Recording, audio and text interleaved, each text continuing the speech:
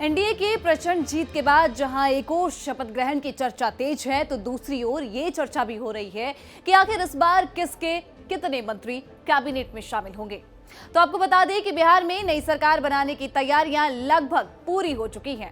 दिल्ली में लगातार बैठकों का सिलसिला जारी है। कल जदयू के नेता ललन सिंह और संजय झा भी दिल्ली आए थे, तो अब जाके वो जब पटना पहुंचेंगे तो सीएम नीतीश कुमार से मुलाकात करेंगे और फिर संजय झा जेडीयू विधानमंडल दल की बैठक और इसके साथ ही एनडीए विधानमंडल दल की बैठक को लेकर तैयारियों को आगे बढ़ाएंगे। उसके बाद से आपको ये भी बता दें कि जेडीयू सूत्रों के मुताबिक से 17 नवंबर को ही जेडीयू विधानमंडल दल की जो बैठक है वो बुलाई जा सकती है और 18 नवंबर तक एनडीए का नेता चुनने की जो प्रक्रिया है वो पूरी हो जाएगी। फिर बीजेपी अब बाकी अन्य सहयोगी दलों से सरकार गठन पर बातचीत करेगी।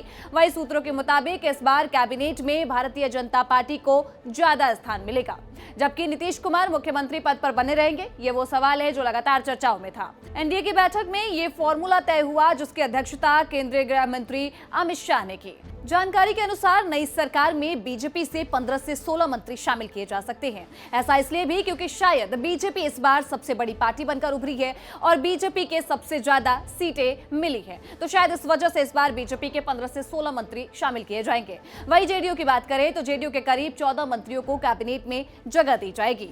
243 सीटों वाली बिहार विधानसभा में हाल ही में हुए 2 चरणों के चुनावों में बीजेपी ने 89 सीट जबकि जेडीयू की 85 सीटें मिली हैं। अब आपको ये बता दें कि एलजेपी जो कि चिराग पासवान की पार्टी है, उसने 19 सीटें जीती और उसे 3 मंत्री पद मिल सकते हैं। वहीं जीतन राम मांझी की हिंदुस्तान अवाम मोर्चा जिसने की 5 सीटों पे जीत दर्ज की है और उपेंद्र कुशवाहा की राष्ट्रीय लोक मोर्चा जिसे 4 सीटें मिली हैं। इन दोनों पार्टियों को ही एक मंत्री पद मिलने की संभावना यहां पे जताई जा रही है। बैठक में यह सिद्धांत भी तय किया गया कि हर 6 विधायकों पर 1 मंत्री पद दिया जाएगा।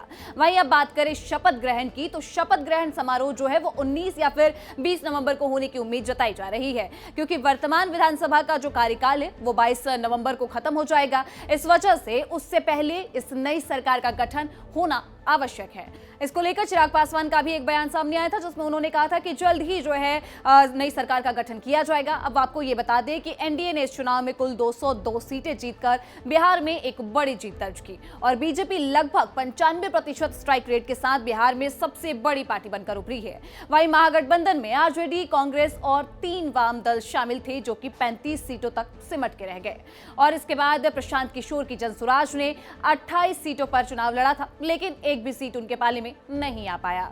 वहीं एआईएमआईएम को 5 सीटों पर जीत मिली है। तो फिलहाल जो सबसे ज्यादा चर्चाओं में चल रहा था कि आखिर ये शपथ ग्रहण कब होगा और किसको कैबिनेट में कितनी जगह मिलने वाली है, इसकी जानकारी हमने आपको दे दी है।